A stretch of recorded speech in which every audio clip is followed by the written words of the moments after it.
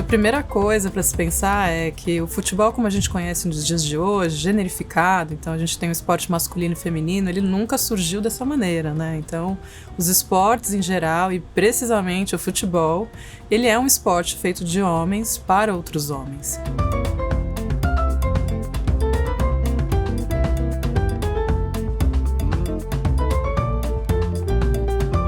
No entanto, como a gente bem sabe, o futebol é um esporte muito fácil de se aprender, então, assim como existe um movimento de classe, ou seja, né, homens fora de uma elite também aprendem o futebol, a gente já vai encontrar, primeiro, meninas, crianças, adolescentes, que vão ousar brincar o futebol, já na década de 10, na década de 20. E já na década de 30, a gente tem, então, uma popularização dessa experiência, né? Então, o futebol está ainda mais conhecido, não se fala de outras coisas, se comunica o futebol pelos jornais. E aí, as periferias passam, então, a respirar o futebol de forma intensamente, e junto com elas, muitas garotas da periferia do Rio de Janeiro e depois, consequentemente, né, de outras cidades. E aí um evento muito importante é que essas meninas vão sair dos campinhos cariocas, suburbanos, muito longe da Zona Sul, Zona Central do Rio de Janeiro, e vão atravessar o estado e chegar até São Paulo, na inauguração do estádio do Pacaembu, para jogar uma preliminar de São Paulo e Flamengo no dia de inauguração da iluminação desse estádio. Para os que desconheciam e talvez nunca viram, né, essas mulheres jogando, nem nessa ocasião, aquilo era um disparate.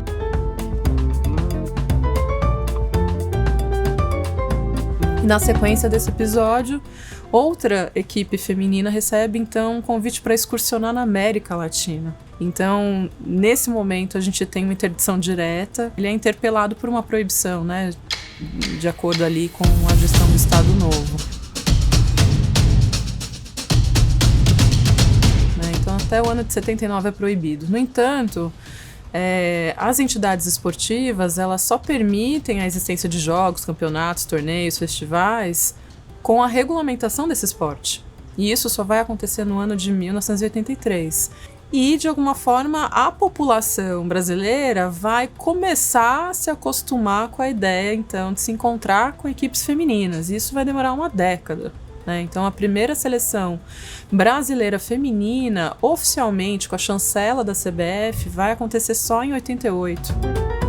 Mas se você conversa com essas jogadoras pioneiras, né, se a família dela autorizava ela a jogar, é óbvio que não. Então você vê no campo amador, ou seja, nas várzeas, principalmente de São Paulo, um espaço talvez de menos vigilância e por isso uma manutenção dessas experiências de final de semana, né? Então essas meninas vão jogar. Eu começo na várzea ainda muito nova, né? Então eu começo a jogar ainda com meu irmão, na época de escola. Depois que eu saio da escola, eu começo a olhar esse movimento fora da escola que não existia. E aí começo a articular as meninas que saem da escola ali do ensino médio pra gente começar a ocupar as quadras e continuar jogando. E aí vejo a possibilidade de surgir uma liga feminina. Então a gente começa a liga ali em 2016 com 12 equipes, que eram as equipes iniciais que tinham ali em Parelheiros. Então a partir dessas 12 equipes, onde é que a gente acha mais equipe para a gente se organizar? Então além de conectar uma equipe à outra, é se organizar dentro da várzea. Então organizar os nossos jogos, nossos campeonatos, os nossos festivais. Quando a gente conhece a Mari, então, ela já tinha pelo menos, acessível a ela, mais de 150 equipes na cidade de São Paulo.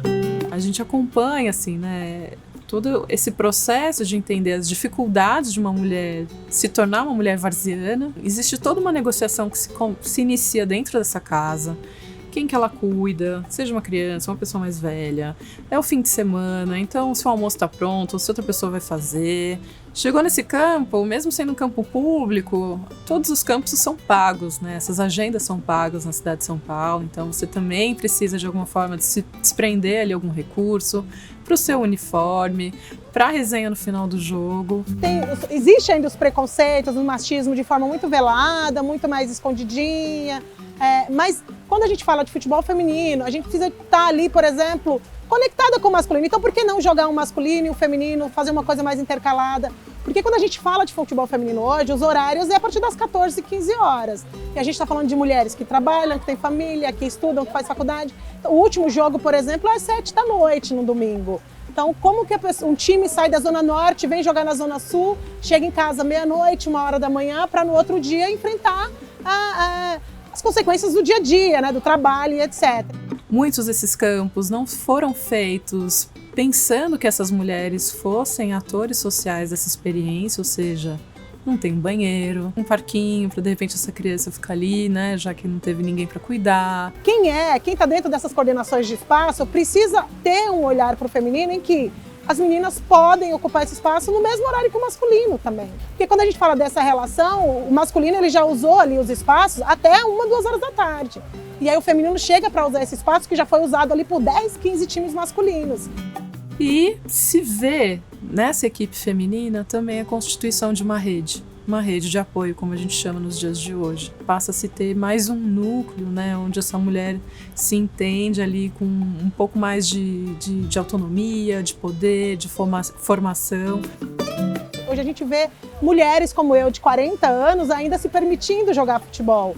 Mães de famílias que trazem as crianças nesse lugar que também é um lugar de lazer. Então, quando a gente tem pessoas como eu, com 40, mulheres com 50, que ainda conseguem continuar praticando futebol, ocupando esse espaço, para mim, dentro da minha particularidade, é uma coisa que eu acho muito importante.